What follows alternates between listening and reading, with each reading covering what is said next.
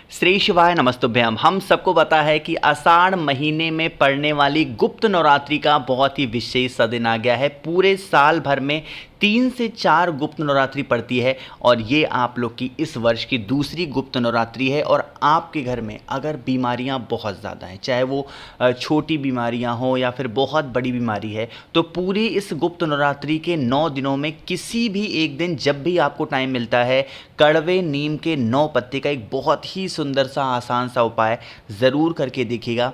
आपके घर से बीमारियां कहाँ गायब होंगी आप खुद भी नहीं समझ पाएंगे। ठीक है ना, इसी की बात हम लोग करने वाले हैं। वीडियो को पूरा देखेंगे।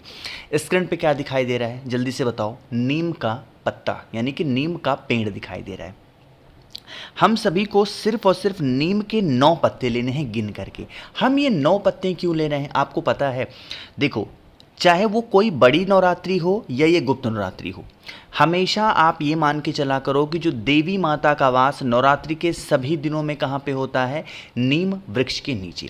जैसे भोले शंकर को क्या प्रिय है? बेल का वृक्ष पसंद है। उसी तरीके से जो देवी माँ हैं उन्हें नवरात्र के दिनों में कौन सा स्थान पसंद है? नीम का। तो आपको 9 नीम के पत्ते लेने हैं, ठीक है ना। साथ ही साथ आप सभी को एक बेल पत्र भी लेना है जो कहीं से कटा फिटा हुआ ना हो, है ना। ले लिया। लेने के बाद में अब आप लोग को तांबे का लोटा लेना है, इसके अंदर जल भरना है। जल के अंदर आपकी जो भी इच्छा हो, इत्र मन हो इत्र डाल सकते हो, गंगा जल मन हो गंगा जल डाल दो, कुछ भी डाल दो। साथ ही साथ आप लोगों को जो मैंने 9 नीम के पत्ते दिखाए, उन 9 नीम के पत्तों को कलश के अंदर ही डाल देना है। उसके बाद में इस कलश को क्या करना है? एक प्लेट लीजिएगा और उसी प्लेट से इसके मुख को ढक देना है ना। ढकने के बाद में मैंने आप लोग को जो बेलपत्र दिखाई है वो इसी प्लेट के ऊपर बेलपत्र को रख देंगे। अब बारी आती है कि भैया इस कलश का हम करेंगे क्या? आपके घर में जो भी इंसान बीमार पड़ा हुआ है, उस बीमार व्यक्ति के कमरे में पूरी रात आपको इस कलश को उठा करके और रख देना है ना। रख दिया, किसी भी दिन कर सकते हो उपाय को। नेक्स्ट डे मॉर्निंग में सुबह 10 बजे से पहले उठना, इस कलश को उठाना। ठीक, जो भी बीमार व्यक्ति होगा उसके हाथों से इस कलश को एक बार स्पर्श करा दो, एक बार टच करा दो, ठीक है ना। फिर आप इस कलश को उठाना और सीधा कहाँ पहुँचोगे?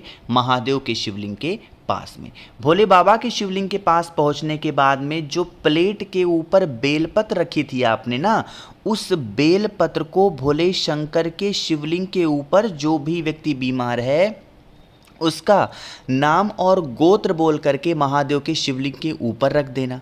रखने के बाद में यहाँ पर जल नहीं चढ़ाना है, लेकिन जब बेलपत्र समर्पित किया आपने तो किसका ध्यान करोगे?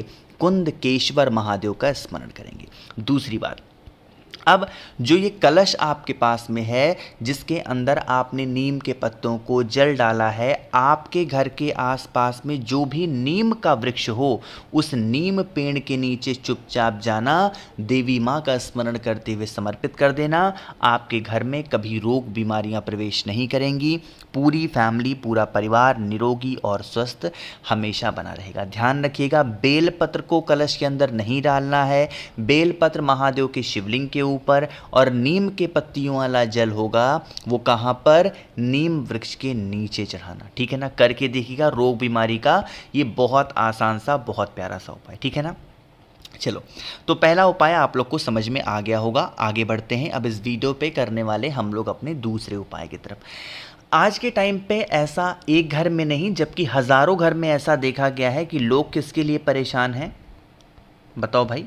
पैसे के लिए, कि भैया हमारे घर में पैसे नहीं आते हैं, या फिर हमारा जो कर्ज की समस्या है वो बढ़ती जा रही है, बढ़ती जा रही है। हम लोग क्या करें? तो आप इस उपाय को करेंगे। इसके लिए आप लोग को क्या दिखाई दे रहा है? यहाँ पर दिखाई दे रहा होगा नारियल, है ना। आप लोगों को भी मार्केट जाना है और बहुत ही सस्ते में 30-35 रुपए में मिल जाएगा आराम से आपको ये नारियल। ध्यान रखिएगा, जब नारियल आप लेकर के आएंगे तो कान के पास हिला के देखना, इसके अंदर पानी होना चाहिए, तभी वो नारियल माना जाएगा उपाय करने के लिए, ठीक है ना। जिस नारियल के अंदर पानी नहीं है वो उपाय के लिए नहीं होता है ना। नारियल लेना, आपके पास में होना चाहिए कुमकुम या रोली। यहाँ पे सिंदूर की आवश्यकता नहीं है, यहाँ लाल चंदन की आवश्यकता नहीं है, यहाँ हल्दी की आवश्यकता नहीं है, यहाँ रोली या कुमकुम आपको लेनी है ना। और उसी से क्या करना है, इस नारियल के ऊपर एक स्वस्तिक का निर्माण करना है, जैसे मैंने कर दिया है ना।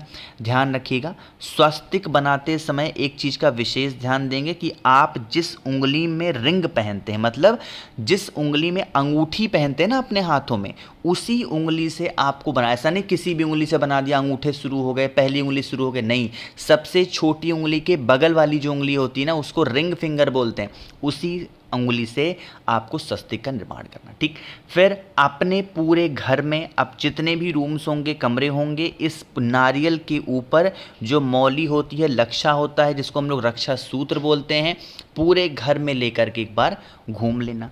घूमने के बाद में फिर आप इस नारियल को उठाना, आपके घर के आसपास में कोई भी देवी माता का मंदिर हो, है ना, देवी माता के मंदिर में उस नारियल पर चुनरी उड़ाना। क्या उड़ाओगे, चुनरी, 5 रुपए में मार्केट में मिलेगी चुनरी आराम से, चुनरी उड़ा करके और देवी माता को अगर आप समर्पित करके चले आते हैं, यकीन मान लीजिए कभी भी कोई प्रॉब्लम धन संपदा को लेके घर में नहीं हो सकती। हाँ, मैंने एक चीज़ आपको नहीं बताई, जब आप स्वस्तिक का निर्माण कर रहे होंगे, आप लोगों को एक मंत्र बोलना है, और वो मंत्र यहाँ पे बता दे रहा हूँ। ओम श्रीम नमः, श्री के ऊपर मैंने यहाँ पे बिंदी लगा दी है, तो इसको क्या पढ़ोगे, श्रीम पढ़ेंगे। ओम श्रीम नमः बोल के आप स्वस्तिक बनाना और देवी माता को समर्पित। ध्यान रखिएगा, नारियल को घर पे उठा के वापस लेके नहीं आना है, वहीं पे छोड़ के आना है। ठीक, और जितने उपाय बता रहा हूँ कोशिश करिएगा सारे उपाय शाम के टाइम पे प्रदोष काल में करने की, वरना सुबह भी कर सकते हो। आगे बढ़ते हैं इस वीडियो के हम लोग अपने तीसरे उपाय की तरफ, जो कि आप सभी को करना है बेलपत्र के साथ में। लेकिन कैसे कर रहे हैं, कहाँ पे, सारी बातें करेंगे। सबसे पहले वीडियो को करिए लाइक, जिसने अभी तक चैनल को सब्सक्राइब नहीं किया, मेरी आवाज़ आप पहली बार सुन रहे हैं, चैनल को ज़रूर सब्सक्राइब करेंगे, ठीक है ना। देखो, थोड़ा सा समझने की कोशिश करिएगा इस उपाय को। यह उपाय स्पेशली हम लोग किसके लिए कर रहे हैं, जल्दी से बताओ, अपनी इच्छा के लिए कर रहे हैं। जैसे व्रत उपाय करके बहुत ज़्यादा हार चुके हो और बड़े बड़े उपाय करते हो, बहुत बहुत दिन तक व्रत रहते हो, तो आपको क्या करना है, इस प्रकार से एक बेलपत्र लेनी है, ठीक है ना। आपके पास में एक छोटी सी चीज़ और होनी चाहिए, वो कौन सी चीज़ है, वो होना चाहिए इत्र, ठीक है ना। मार्केट में सिर्फ 10 रुपये में मिलती है, बहुत ज़्यादा परेशान मत हुआ करो, ठीक है ना। इत्र लेना, आपको पता है बेल पत्र में 3 पत्ते होते हैं, जो इत्र होगा उसकी 3 बूंद, एक बूंद बड़े पत्ते पे, दूसरी बूंद छोटे पत्ते पे, तीसरी बूंद छोटे पत्ते पे, जो इत्र होगा उसको गिराना है ना। और फिर आप इस बेल पत्र को उठाना, महादेव के शिवलिंग के पास लेके चले जाना। यहाँ पर एक नियम सुनिएगा, आप सभी को ये उपाय किसके लिए करना है, देवी माँ के लिए करना है। और किसके लिए कर रहे हैं, इच्छा पूर्ति के लिए। आपको पता है महादेव का पूरा परिवार शिवलिंग के ऊपर विराजमान है, बता रखा है। जो बेलपत्र होगी, उस बेलपत्र को इत्र लगा हुआ कहाँ चढ़ाएंगे, देवी माता के स्थान पे। कहने का मतलब है जो माता का हस्तकमल होता है ना, जिसे हम प्यार से कटी भाग बोलते हैं, वहाँ पे चढ़ाना। और जो जल होगा, उस जल को महादेव के शिवलिंग के ऊपर समर्पित करना। यही जल बहता हुआ जलाधारी से नीचे गिरेगा, जल को रोक लेना और इस बेलपत्र को उठा के अपने घर लेके जाना। इस बेलपत्र को कहीं पे भी संभाल के 11 दिनों तक रख देना। 11वें दिन आप इस बेलपत्र को किसी भी नदी, तालाब, सरोवर, कुआं, बावड़ी में अपनी मनोकामना कह के विसर्जन कर देना। दूसरा, जो जल आपने रोका था, इस जल का छिड़काव पहुँचते ही अपने घर पे कर देंगे, कुंदकेश्वर महादेव के नाम से, ठीक है ना। 3 उपाय समझ में आ गए। सबसे आखिरी उपाय की हम लोग बात करने जा रहे हैं, जो कि हमारा चौथा उपाय है। समझने की कोशिश करिएगा। सबसे पहले बता देते हैं इस उपाय के फ़ायदे क्या हैं। कष्ट ना, जैसे आपके घर में व्यापार का कष्ट है, आपके घर में नौकरी का कष्ट है, आपके घर में किसी भी चीज़ का कष्ट हो सकता है, जिस भी चीज़ों के लिए आप परेशान रहते हो ना, कुछ नहीं करना है, नॉर्मल सा तांबे के लोटे में जल भर लो, जल के अंदर गंगा जल डाल दो। यह उपाय हम किसके लिए कर रहे हैं, घर परिवार की कष्टों को दूर करने के लिए। तो आप इस कलश को उठाना और अपने पूरे घर में घूमना, और घूमने के बाद में पहले वो जल समर्पित करना थोड़ा सा माता अशोक सुंदरी के स्थान पे, बाकी का पूरा जल भोले शंकर के शिवलिंग के ऊपर। आषाढ़ मास में पड़ने वाली गुप्त नवरात्रि का ये उपाय अगर आपने करके देख लिया तो आपके घर में कभी भी किसी प्रकार को लेके कोई कष्ट नहीं आ सकता, कोई परेशानियां नहीं आ सकती, परिवार में सभी लोग स्वस्थ और निरोगी रहेंगे। बाकी मैंने कोशिश की है आप सभी को सारी चीज़ों को बहुत ही ढंग से अच्छा बताने की। वीडियो अगर आपको पसंद आती हो तो लाइक किया करिए, कुछ पूछना है नीचे कॉमेंट सेक्शन में पूछा करें। मेरे जितने भी भाई बहन आज आवाज़ मेरी पहली बार सुन रहे हैं, चैनल को ज़रूर सब्सक्राइब करेंगे।